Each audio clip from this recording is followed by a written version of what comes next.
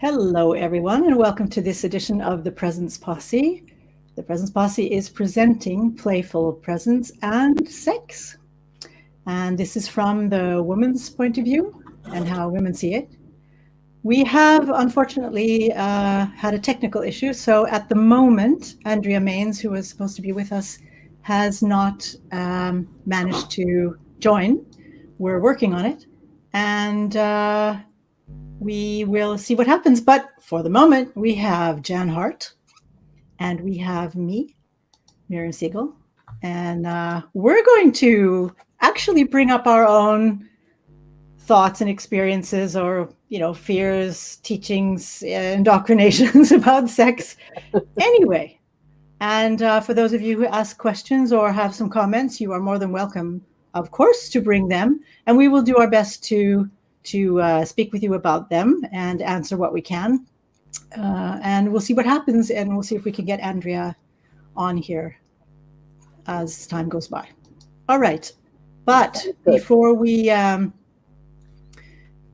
get started with the actual theme, I will ask Jan. Hello, Jan. Would you like to present yourself? You don't have to talk about sex in your presentation, just so you know. Here I am. I shall present myself.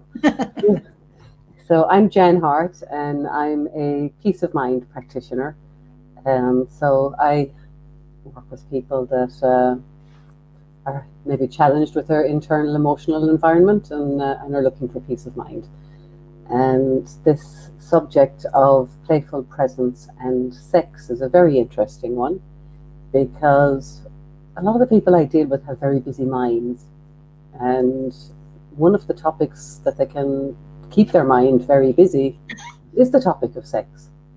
And as you were saying, the whole indoctrination around it and the teachings and the thinkings, wherever we grew up, we got something or nothing. And that leads to its own set of thinking about how playful sex is or not. But if you've got a busy mind, sex is no different than any other activity.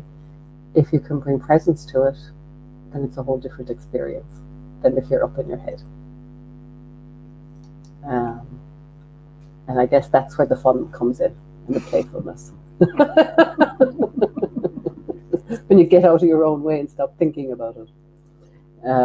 Because, and I touched on this before, Miriam. I grew up in sexually repressed Catholic Ireland. I was a teenager in the 70s, and there was nothing playful about sex. It was a duty.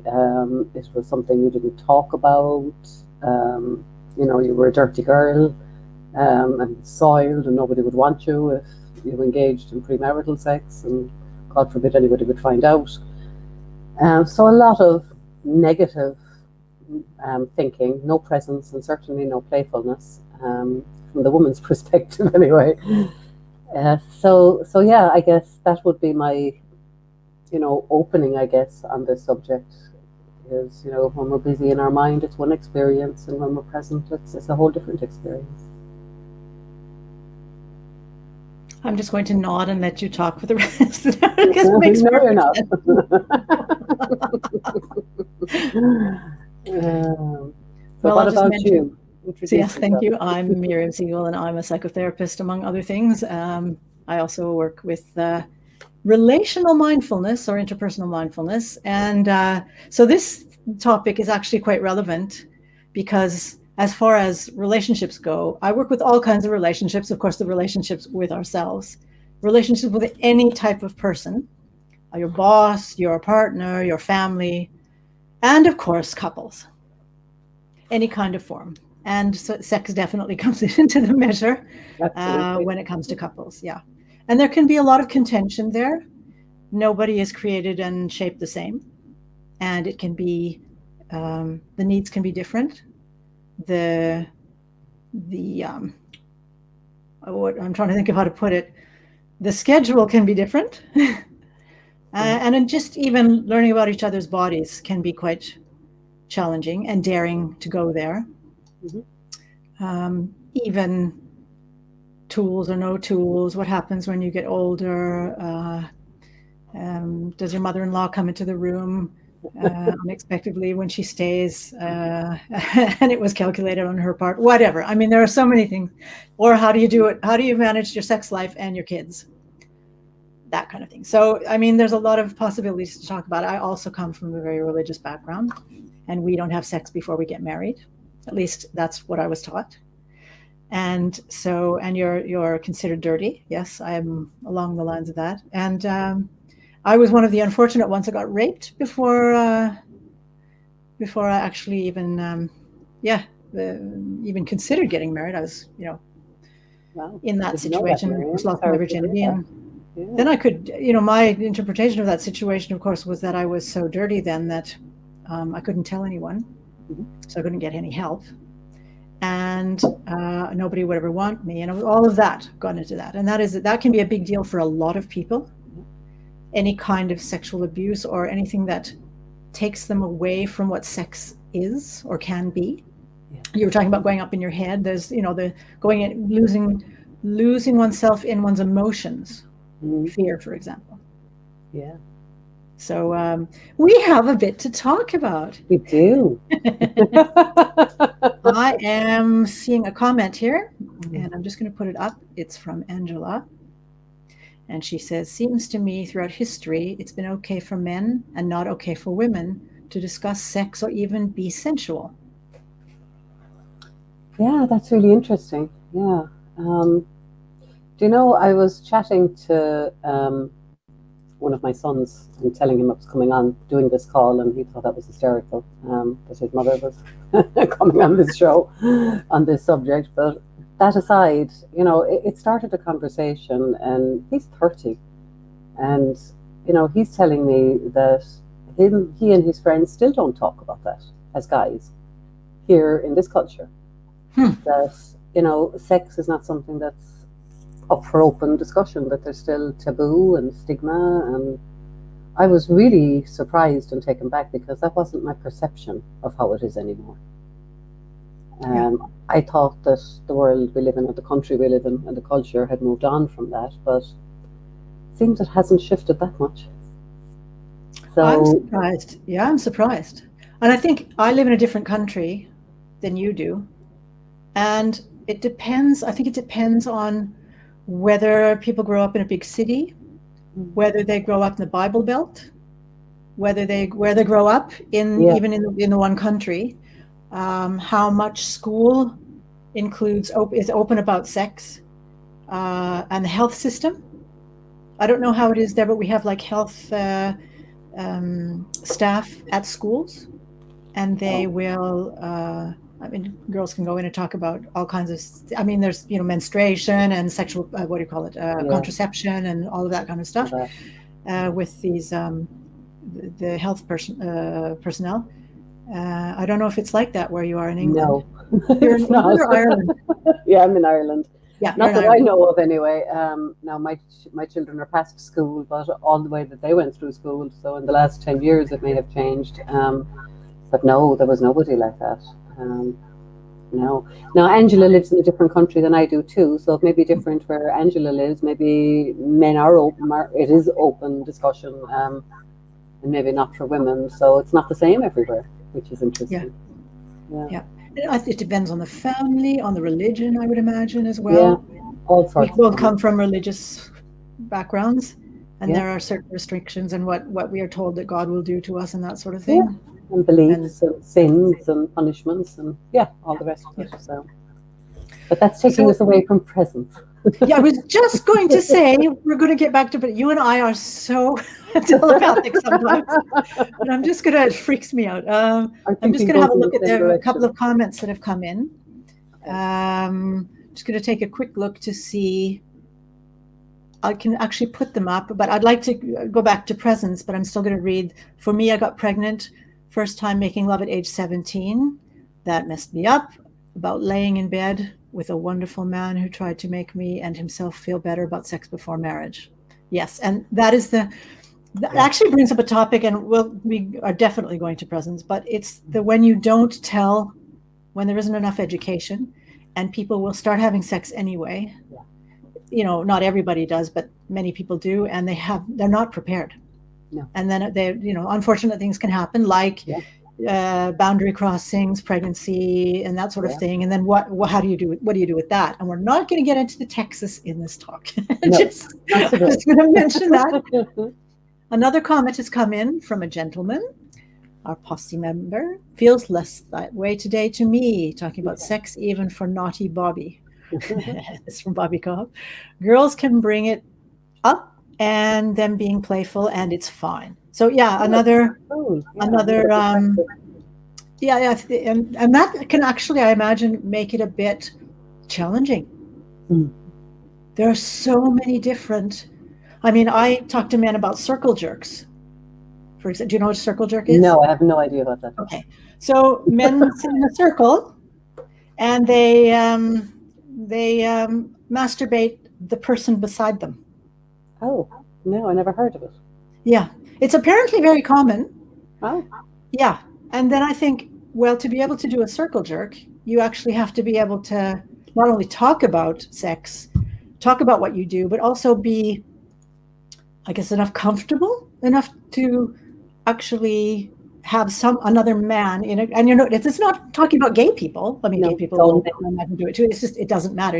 Men do it, or boys do it. And there has to be a level of comfort or acceptance there, talking about sex, doing sex, or masturbation, that sort of thing. Masturbation, some people are taught that is a sin. Yeah. Right. So it's a sin here. Yeah. So let's get to presence before we go any farther. Yeah. Because I liked what you said. I mean, there's so many things we can say about this. I know. Both the playfulness part, the presence part, and the sex part. But what I heard you bring up was that going into your head thing. Yeah. Yeah. And I have sort of idea about, it's almost like stage fright for some people. The idea of having sex for the first time, even, or, it's like having to be good at it without even having done it ever. Yeah. Can do. I mean, and all the, with God hanging over and the devil over here, and the parents on the shoulders, and Lord knows there are so many things to bring people up in their heads when it comes to sex, and that's not where the best sex happens necessarily. Put it that way. No. So would you like to say a little bit more about that with presence, sort of, and Sure, yeah. And I think it goes for whether you're lost in your feelings or lost in your thoughts.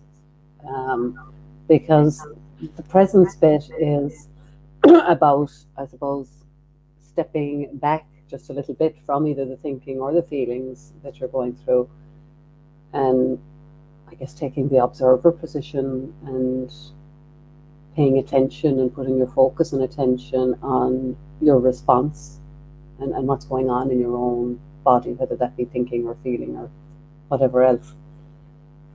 Because that's what takes us home to presence. And that's what creates a bit of distance between whatever it is going on and our true nature. And the more we can fall into that observer position, the more we fall into our true nature, which is love, peace, joy, and all those wonderful things that come into play for playful presence. And then the experience of sex becomes one where there's joy and creativity and fun and playfulness, because you're coming from that place of presence, not from the place of what you're feeling or thinking, that lost in fear. And you're present enough with your body to get beneath that into that space of presence where something new and fresh can arise. And if you're in a loving relationship and with somebody, then that generally can lead to more playful and fun sex. Yeah. I actually noticed my attention went to if you're in a loving relationship. And I'm not saying that, I mean, sex is not necessarily, but I would imagine, I'm not going to speak for anyone, but I would imagine that presence would be more challenging without there being a loving relationship? For me, it would. And I guess I can only speak from my own experience. So I don't have a lot of experience of sex outside of loving relationships. So maybe that's why I said that. But absolutely. And there's a theory, I don't know whether it's true, but there's a theory that women need to feel more emotionally connected when having sex. And that for men, it can be more of, it can be just a physical thing or a physical release or an engagement or a bit of fun or whatever. But that for women hang more on it. So if there's any truth in that, then yes, it's going to be more difficult to be present if you've got a whole pile of thinking or fear around whether you can trust the person or what their intentions are or what's going to come of it or where it'll lead to or not. They're all moving away from the direction of presence. If you were playing a game of warm or colder, that'd be colder, colder, colder. I'm thinking that for some people, and especially for people who may have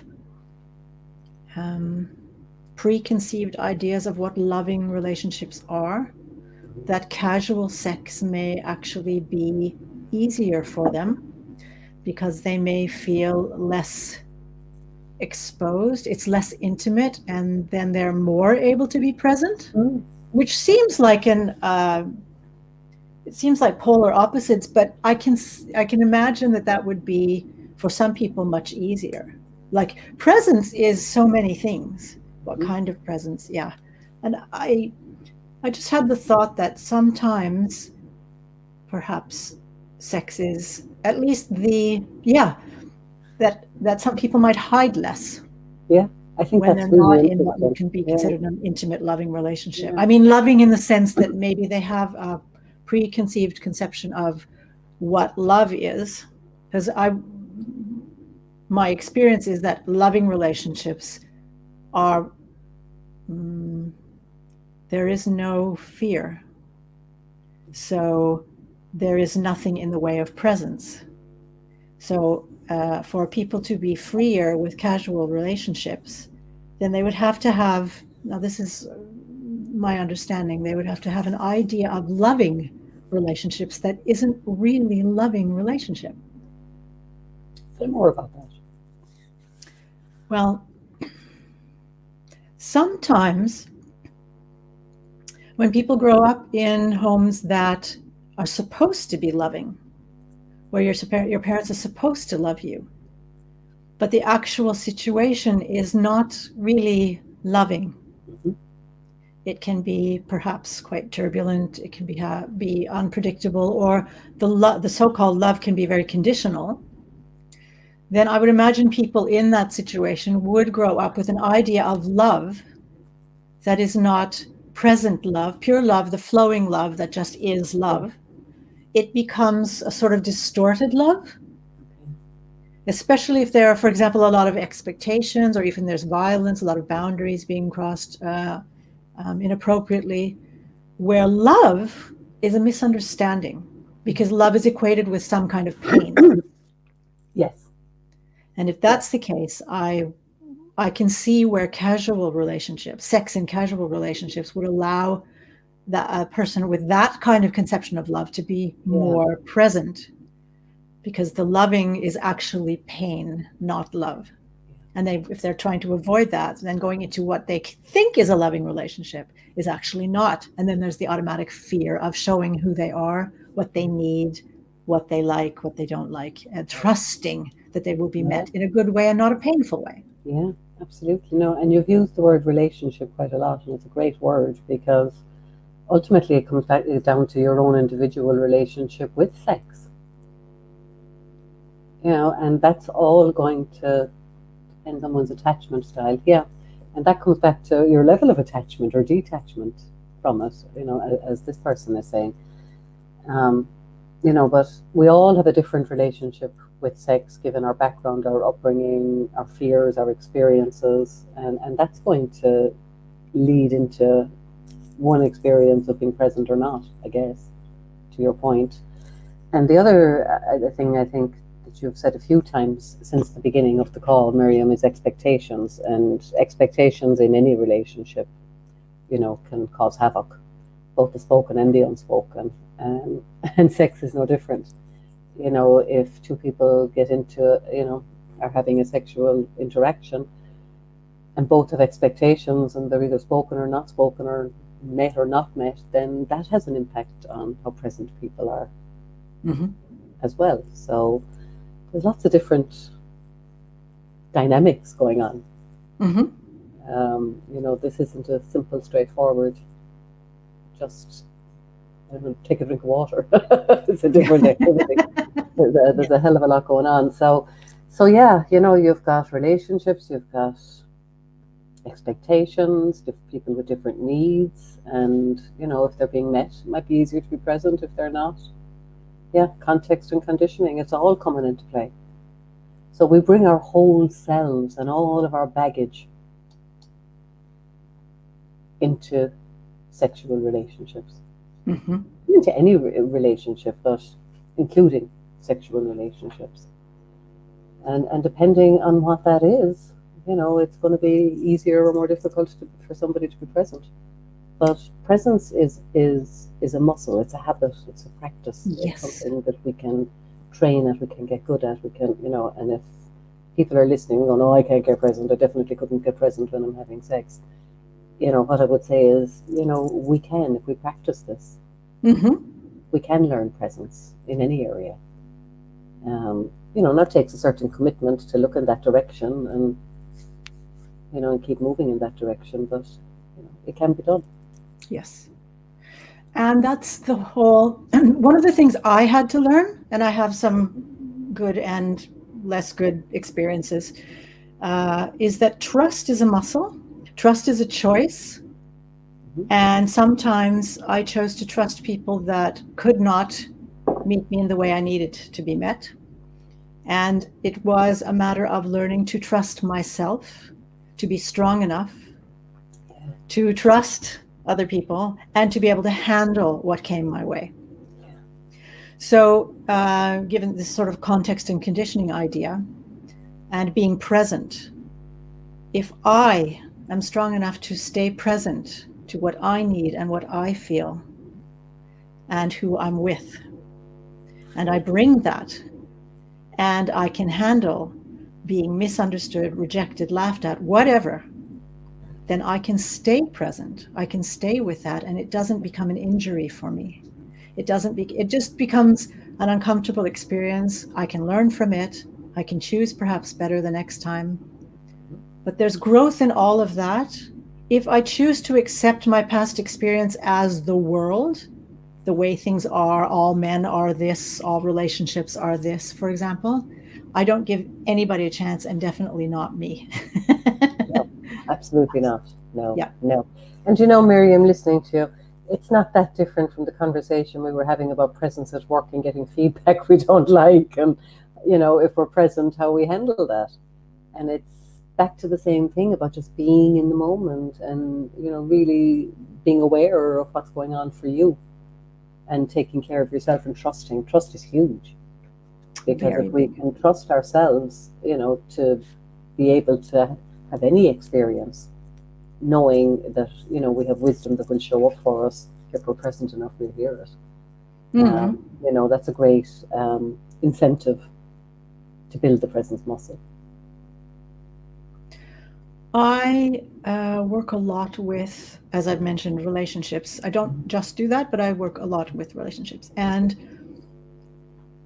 in sex, there's a communication. And this is very interesting because I hear sometimes people saying, I don't want to have to tell my partner what I need. They've got this sort of, and I understand this because I grew up with a lot of romantic movies.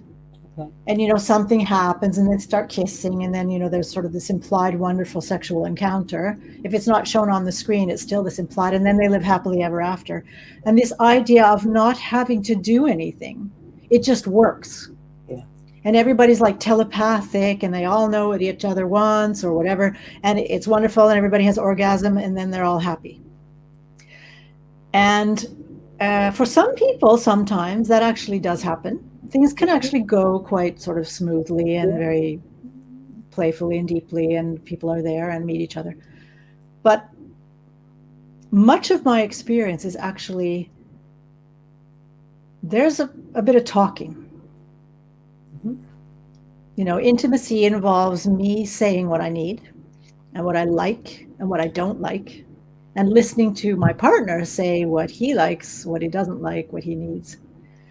And I know that some people find that difficult. They want it to be just magical. Yeah. And don't really necessarily understand that the talking, the sharing, is also what can make it very magical. And again, that trust issue comes in and that presence comes in. It's like, because there's something about not sharing what's really going on, not getting that intimate and that vulnerable. It's dishonest. And how in heaven's name can a loving sexual encounter be a truly loving sexual encounter when there's a lot of dishonesty in the picture? It is, and you know, you're right, because if people can't talk about sex in the first place, it's very difficult to trust yourself to ask for what you want and to tell somebody what you like if this is a subject that shouldn't be spoken about in the first place. But by not sharing that information and not sharing your needs and wants, again, it's colder. It's taking people away from the wonderful sex that they're looking for, because when we're present, we'll know what to say. You know, the right words in the right moment will come to mind when we're present. Yeah. And, you know, it'll come out in the right way, not when we're up in our head or coming from fear. Exactly. And if it should perhaps, unfortunately, come out in a way that the other person may interpret as something else, again, the loving communication allows for dialogue, even in sex. Yeah. And it can be very deep. It can take it to a completely other level if there's good communication. Yeah. Now, I have some good news. I don't mean to interrupt you, Jan, but I see a face in the background and it looks unmistakably like Andrea. What is Andrea? And I'm really excited to bring her in. Are you ready? I'm ready. I see the big smile on your face. And we have Andrea with us. Yay. How's everybody? Hi, Andrea. So nice that you could come. Oh, I'm so sorry. I wanted to be. I was having internet issues, so here I am, showing up now. How's the conversation going?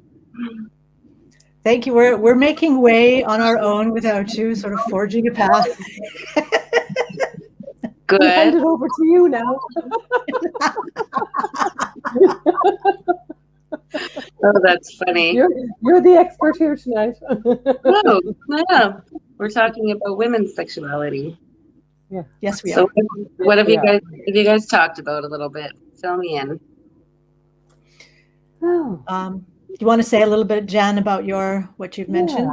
I guess we were talking about lots of different things, really. We spoke about how, you know, being in your head and thinking about all the things that come from your conditioning and your own experiences, whether good or bad, can get in the way of being present. You know, when you're in a sexual relationship with somebody. And, you know, we were talking about expectations, and we were talking about the importance of being able to share what it is you want and what you need. And, you know, Miriam was saying how that can take you to a whole new level of pleasure. Oh, yeah. To do that. So that's where we were. All right. Well, it is. I agree with you about communication, about being able to. I find like a lot of women don't talk. Right?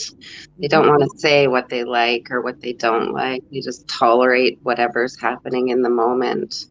So it's kind of like, for women, I think we need to work on quieting our brain a little bit and just like really being able to be present and communicate, you know, like there's so much more for what I realize about a woman's body, because we can feel so much more. So when, you know, you've got someone who can take the time to actually arouse you, because a woman can't doesn't get aroused as fast as a man, right?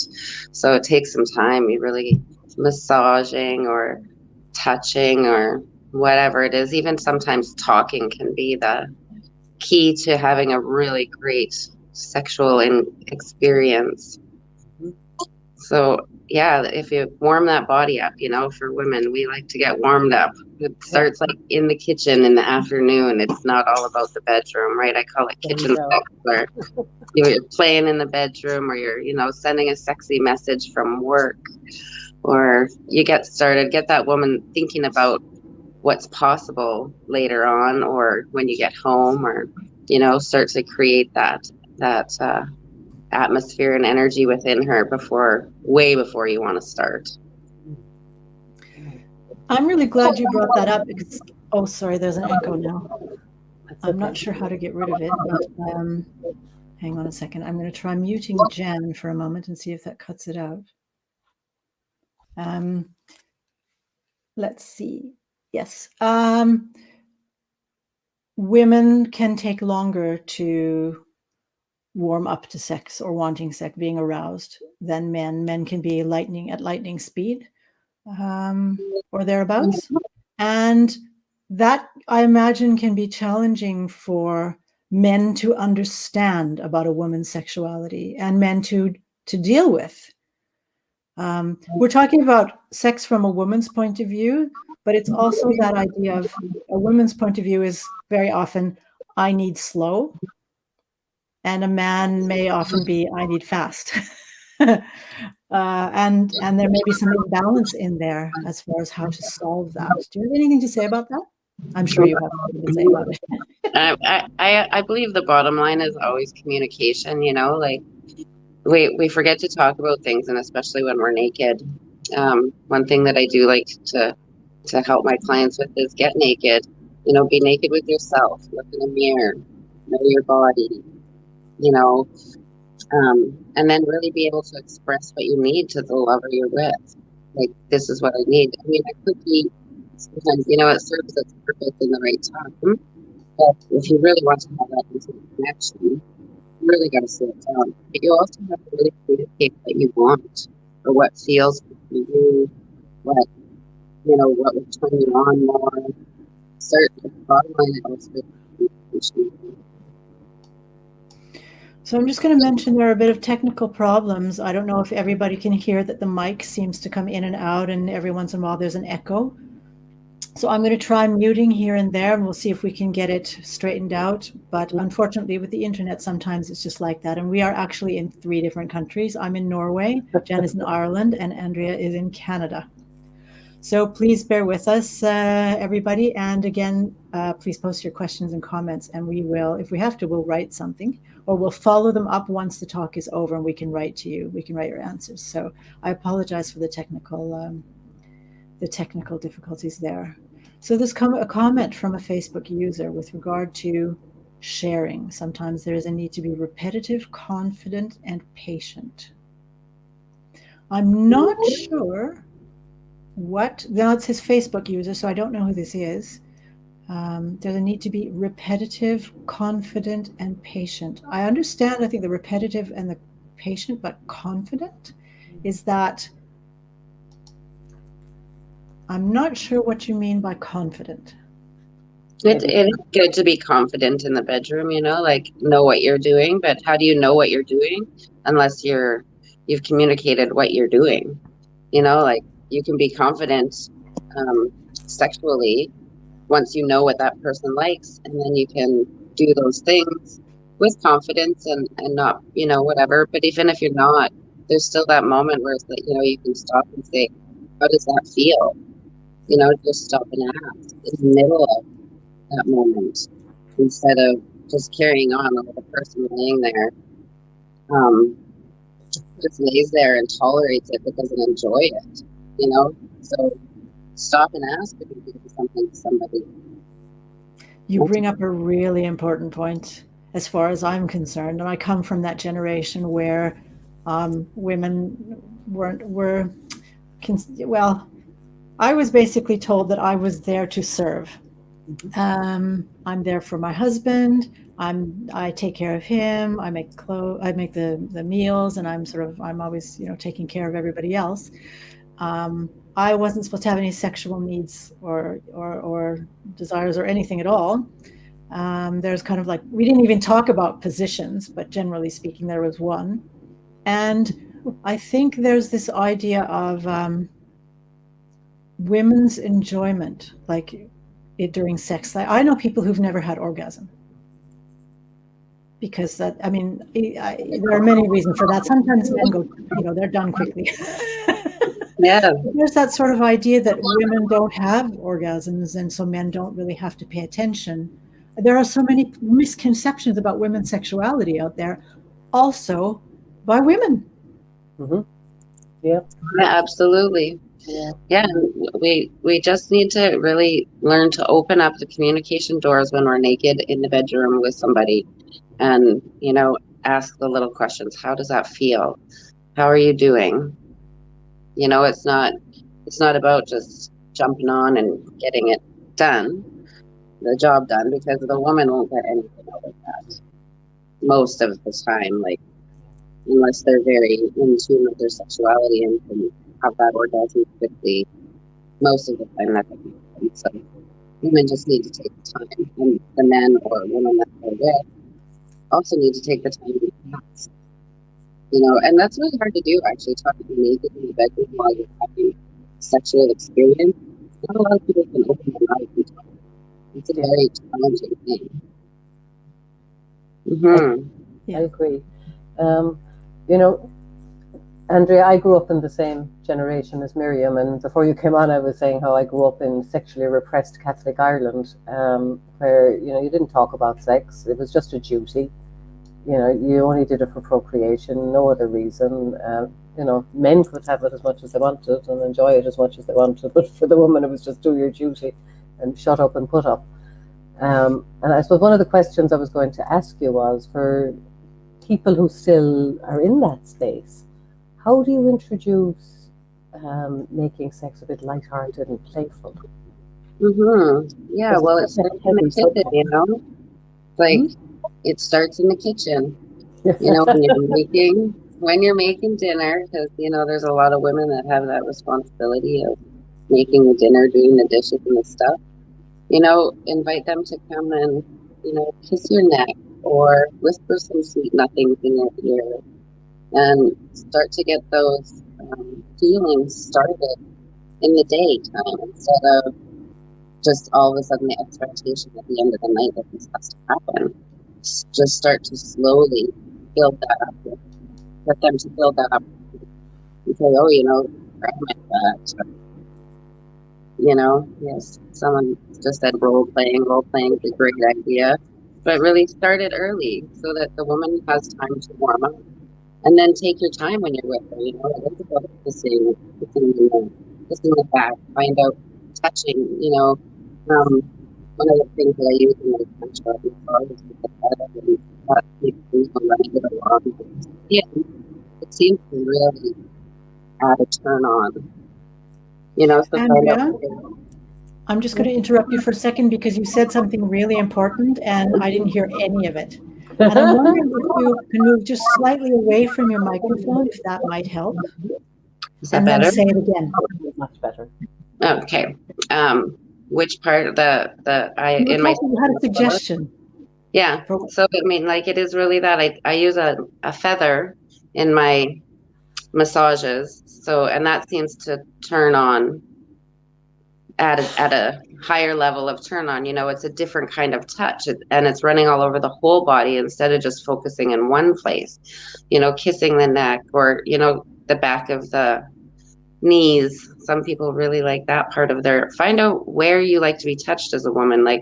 In our little workshop that we do, you take an evening and have a bath and put oil on your body, like some coconut oil, and explore your body. See what you like, what touches you like, where you like to be touched, and then share that with your lover, or have your lover do that with you and explore your body together. And then they'll just know what you enjoy, and then they can just do more of that. Right. Yeah.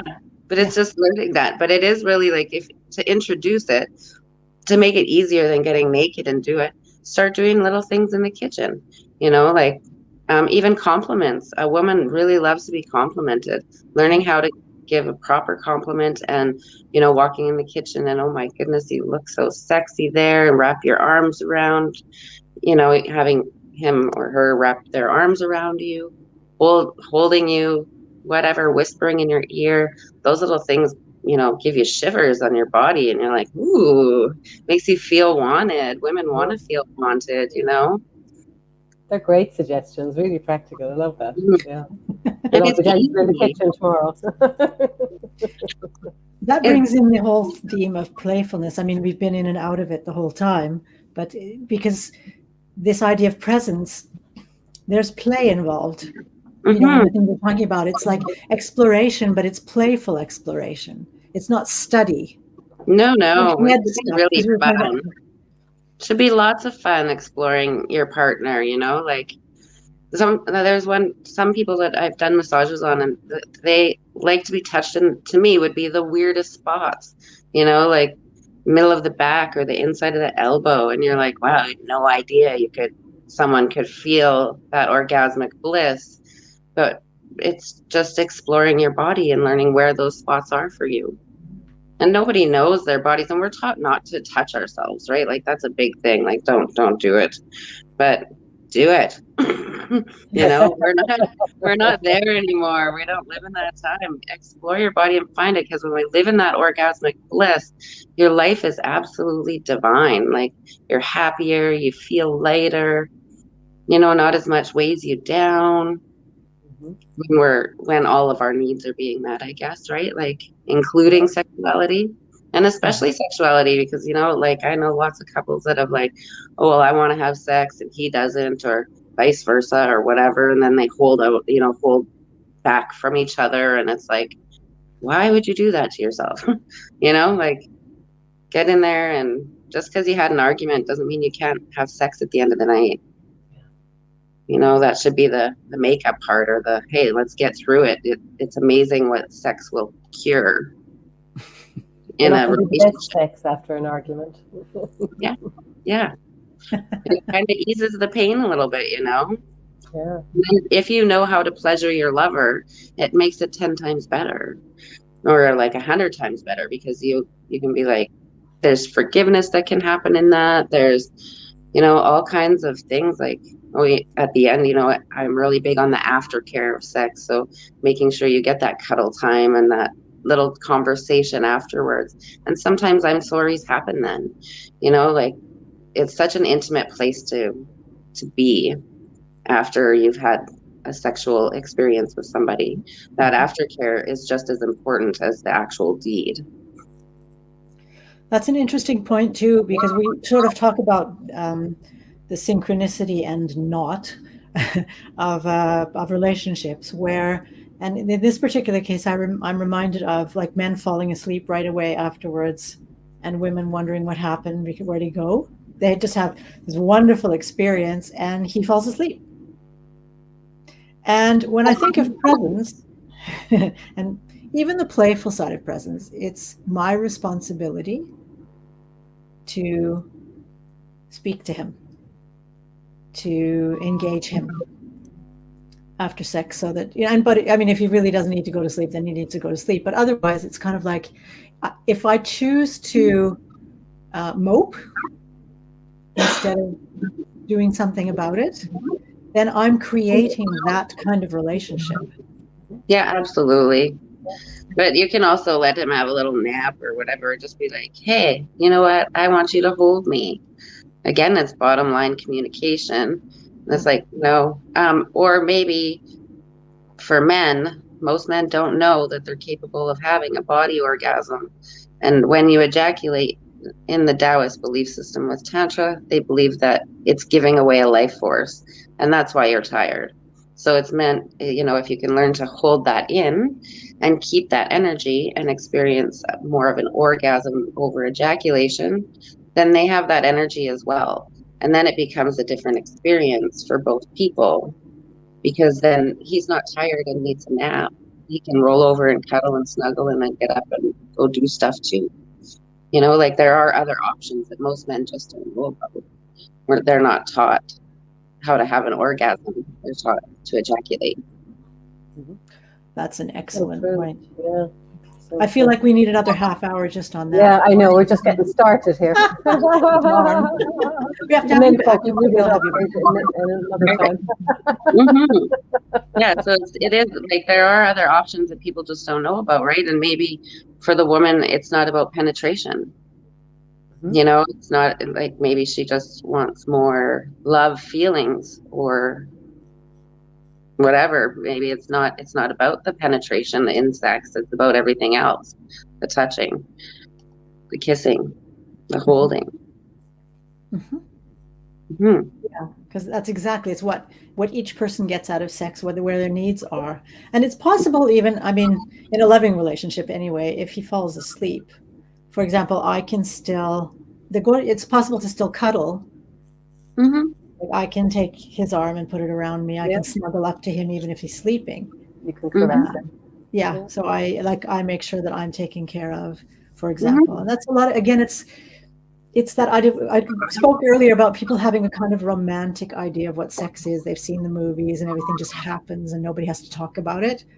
Whereas sex is very often, like you also mentioned, there's a lot of communication that can be, and it can be very helpful, but it can also be very deepening.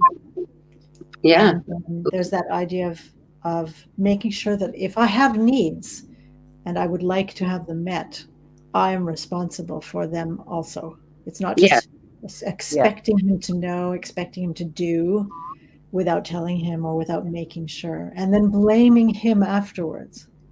Right. Then there's that. Yeah. I love that. That's a horrible thing. And people use sex against each other, and I just think like, wow, that's terrible. Don't, you know, that hurts your self-worth so badly. It's just not necessary. Talk about what you need to talk about, but don't bring sex into your argument.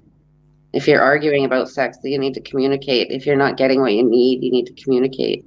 If you're feeling like whatever, he's too fast or she's not putting anything in, you need to communicate that, because it shouldn't be that way in any relationship, you know? Yep. That actually brings up another point. I mean, we started saying, go ahead. You know, it's playful presence and sex from the woman's perspective, but there's usually two people involved. Either two women or two men, or a woman and a man, unless you're on your own, of course. But it's one thing to ask for what we want and to be sure that we get it. But I love what you're saying, Miriam. It's just also important that we ask what our partner wants, or our lover wants, and what they need from us, because communication, as well as everything else, is two-way. And if we want to receive, we need to be able to give as well. This is very true. Receiving is very hard. Like a lot of women don't know how to receive sexually. You know, they're caught up in their brain. They think too much, or like, oh, what if I enjoy it too much? You know, like that's a big one, is like, what if I really enjoy this? Well, isn't that what you're supposed to do, is enjoy it? What if I'm ugly when I have an orgasm? Or what if I'm ugly when I'm enjoying things, or whatever? That's another one too. We're supposed to be so pretty all the time. Yeah. Exactly. And again, the bottom line is, if you communicate, even if you're by yourself, exploring your body by yourself, you know, the more you know about yourself, the more you can share with others. Right. So that to me is the number one thing. But I also know, like, I love kitchen sex. It's like no sex at all, but it's the getting ready for it that makes it so much fun. And then you start thinking about like, ooh, what do I want to do later? You know? And it becomes like a little game instead of just like, I have to, you know, nobody likes to do anything that they have to do. So no. Sex should never be a have to. An adventure. Yeah. And that's the being present to the playfulness of it. Yeah. However, now that you mentioned that little thing, I would like to just, because there are a lot of women out there that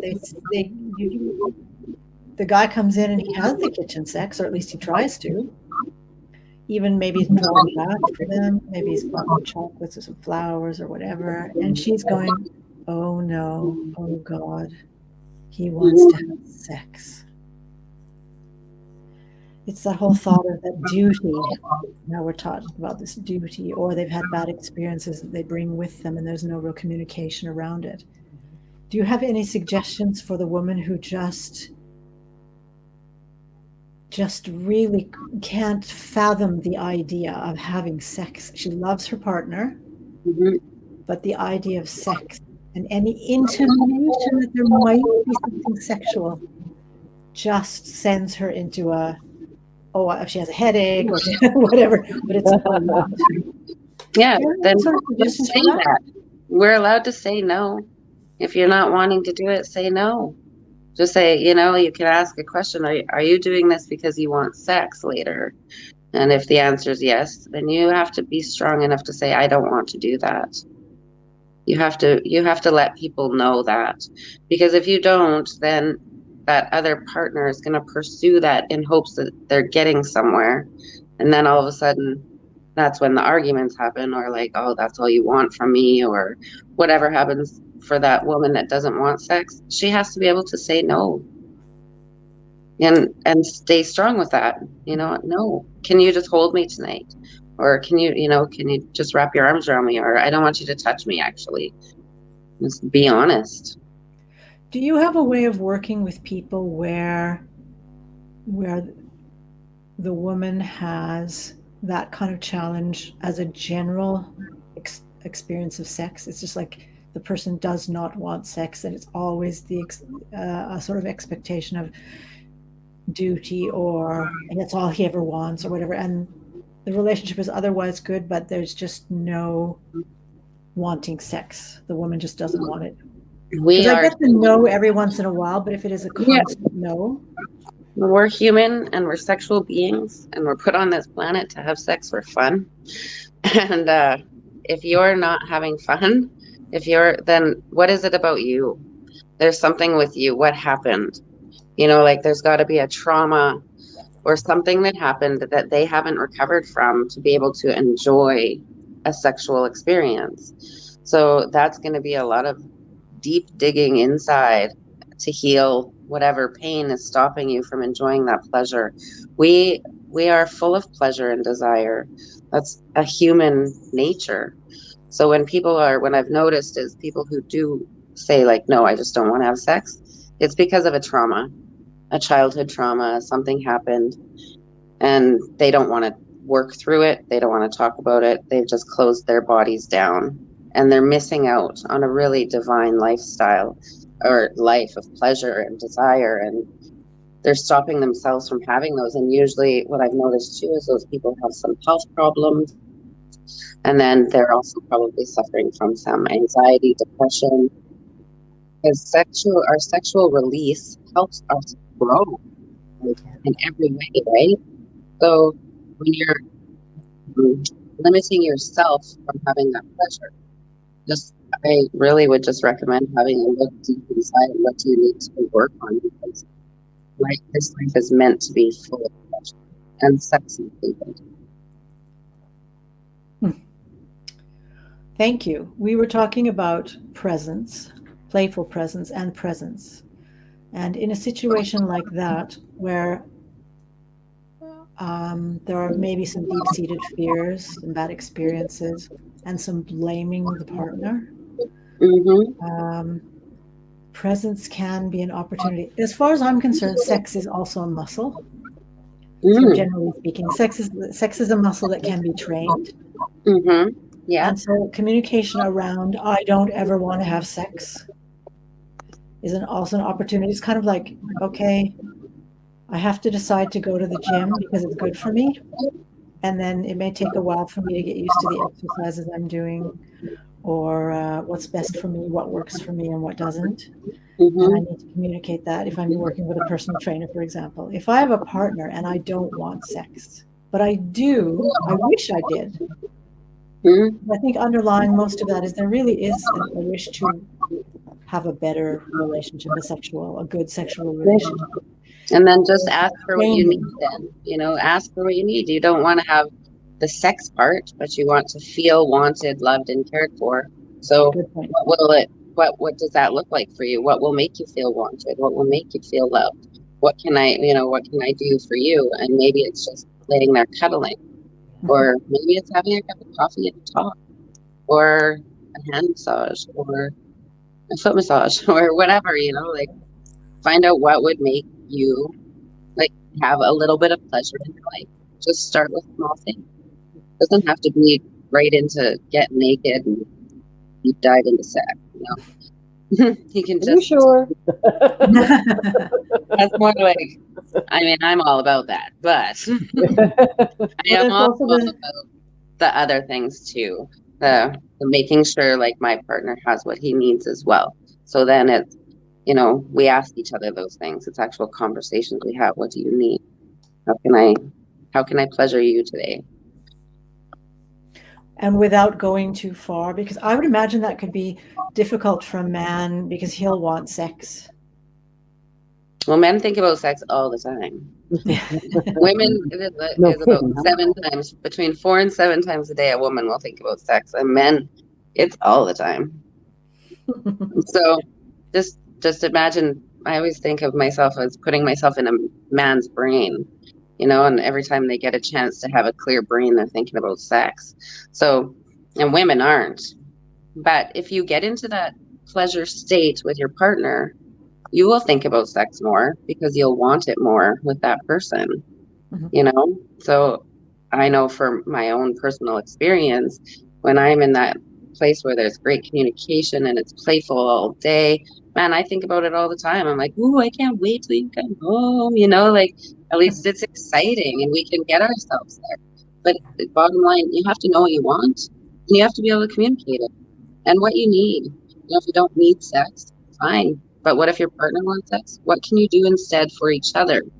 Make sure that you're both getting what you need. It's not a one-way street. And if the other person wants nothing to do with it, well, you can take care of yourself. You don't have to expect your lover that can't, don't put that expectation on them. That's huge. I love what you say about the playfulness during the day, because playfulness is the doorway to presence. And if we're playing all day and having fun, then, you're more likely to be present when the time comes. Absolutely. Yeah. And then it's no expectation either, because if you started early enough in the day and you know that person doesn't want to be playful, then you already know your answer. You don't have to work hard to get rejected. Nobody likes rejection either. Try hard all day to get rejected. Yeah, right. Don't do that. Yes, that is a muscle you can train as well. Yeah, it can be any muscle you can. Yeah. Andrea, do you have any programs on running at the moment, or anything that you want to share? Well, we are doing our 21-day intimacy exploration, and it's really powerful. In 21 days, we just give you tasks every day to implement some form of intimacy into your life and become more aware of your own body. I think we're going to run that again in January. We're just starting a 3-month coaching program to intimacy exploration. We do have a paid membership where we do work on intimate things in Facebook in a group. So we just started that. It's getting up and going. $7 and we're there to share all of the intimate, becoming intimate with yourself, with our own self. Right? So we just run our program pretty much twice a week. We show up in a group and give people something more comfortable, and we invite them to do some live streams so that you can really get it out. We don't want you keeping it inside. So now we can talk about what it is. It's fantastic. Yeah. That's great. And I see Miriam has put your information up on the screen where people can find you. Thank you. Yes. And I will also put it in the Presence Posse Facebook group so that people can easily contact you. There's you're best on Facebook, and then there's your direct email address. Yeah. Okay. I'm just going to see there's it says get her to lean back again and repeat. Because there's a lot of feedback and then we can't hear what you're saying. That was not a sexual instruction. That was, we can't hear you and we want to hear what you're saying. Programs, I would imagine. Yeah. So for those of you who actually couldn't hear very well, we'll put information about Andrea's courses that she's offering, the 21-day and the 3-month and that sort of thing, and you can contact Andrea directly about those. Okay? Yeah, Because I noticed there's still a reverb with me as well, so there's something about the tech today that's just not working properly. I'm gonna blame it on me. I just had people here fixing my internet, so could be me. Probably all of us. Yes, let's blame you, Andrea. I'll take it. But we're definitely going to have you back. Yes. Awesome. And I'm going to see if I can get the guys to dare to come on and talk to you about the male side of things. That would be a bit cool, I think. Absolutely. Yeah. But for the moment, yeah, that would be. I would like to hear. Yeah, we'll be listening and making comments that night. Great. Yes. This is what it's about. This is how we get information. Absolutely. Just secretly watching in the background, be like, what can I learn about this? Be stalking. And thank you so much for coming on tonight, Andrea. It was absolutely fabulous. I love everything that you have to say. And awesome. Thank you for having me. Yeah, you're so glad we managed to do this. So for those of you who have been with us today, we thank you very much for joining us, and we apologize for the technical problems. Thank you for your questions and comments, which always make us better. And we invite you to come back next week, same time, same place, for the Presence Posse Presents. We will be presenting Presence and Ascension. And if you don't know what that is, or even if you do, you're welcome to join us at the same time, same place next week. Bye, everybody. Thank you.